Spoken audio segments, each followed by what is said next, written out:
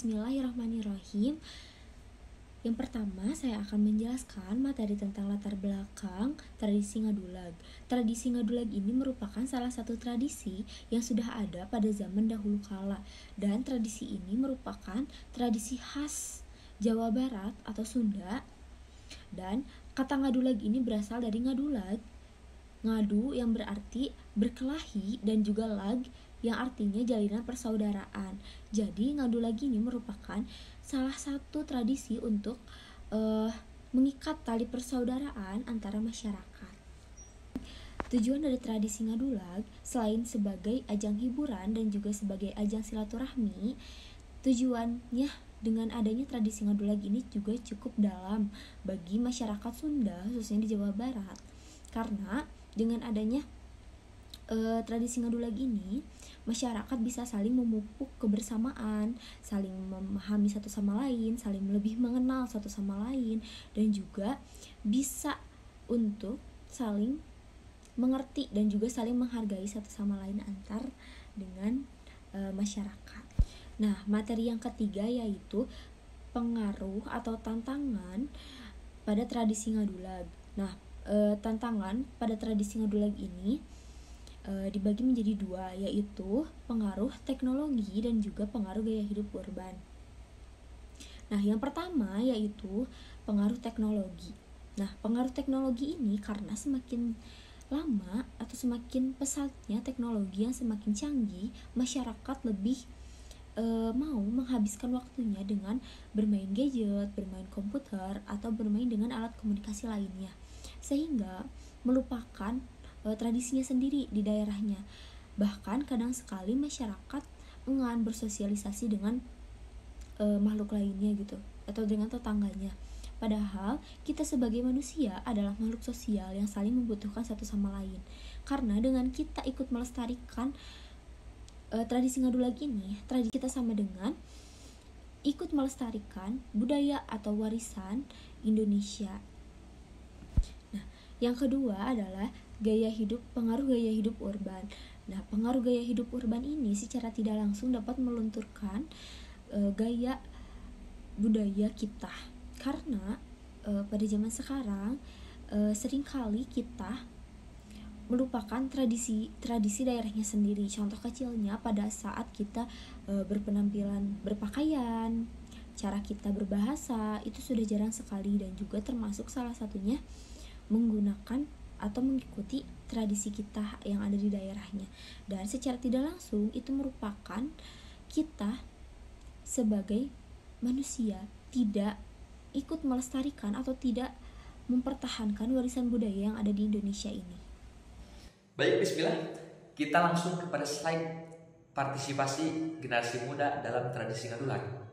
Ini menjadi suatu kunci di mana ketika para generasi muda sudah luntur atau memudar dalam mengembangkan dan melestarikan tradisi Ngadulag ini, maka tradisi ini akan hilang, tidak bisa diteruskan oleh generasi selanjutnya.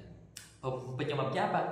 Biasanya karena orang-orang tua atau orang yang sudah sepuh yang tahu akan tradisi ini tidak mengajarkan dan tidak memberikan wadah kepada para generasi muda untuk bisa melestarikan dan mempertahankan tradisi Ngadulag ini. Baik, selanjutnya kita ke makna dari bunyi Ngadulag. Nah, kurang lebih ada 5 makna bunyi Ngadulag. Yang pertama ada dulag kuramas, yang kedua ada dulag tarawih, yang ketiga ada dulag sahur, yang keempat ada dulag takbir, dan yang kelima ada dulag fitrah.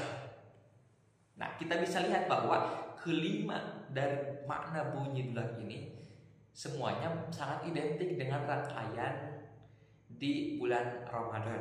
Karena memang tradisi Ngadulag di masyarakat Sunda biasanya identik dengan bulan puasa ataupun bulan Ramadan. Yang pertama, bunyi dulag kuramas. Nah, ini biasanya digunakan ketika menandakan bahwa besoknya sudah mulai puasa dan pada sore harinya di malaman malam 1 Ramadan, masyarakat Sunda biasanya kuramas atau mandi dengan sangat bersih. Kemudian kuramas itu membersihkan rambut sampai dengan bersih, dan juga untuk bisa menandakan, menyucikan, mempersiapkan bahwa besoknya sudah puasa.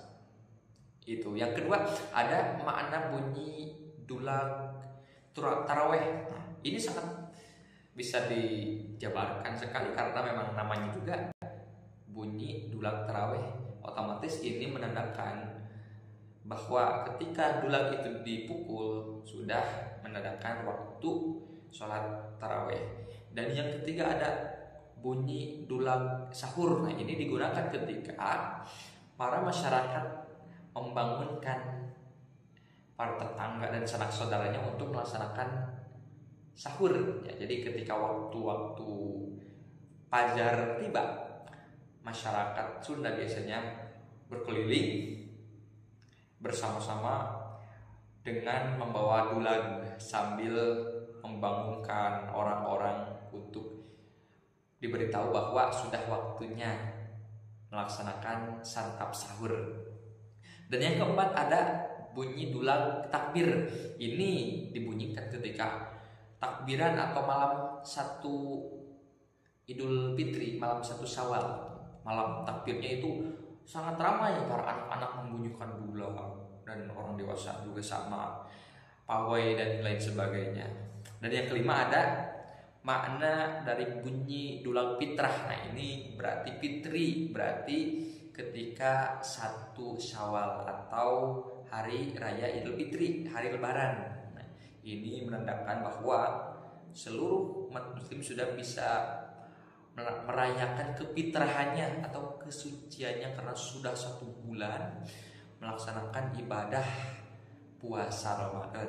Nah, untuk selanjutnya kesimpulan daripada tradisi ngedulang ini, bahwa tradisi yang memiliki nilai-nilai norma ataupun nilai-nilai yang luhur dalam kehidupan harus dikembangkan. Khususnya dalam tradisi ngedulang ini perlu dipertahankan karena sangat identik dengan nilai-nilai keagamaan yang diselipkan di sana. Ya.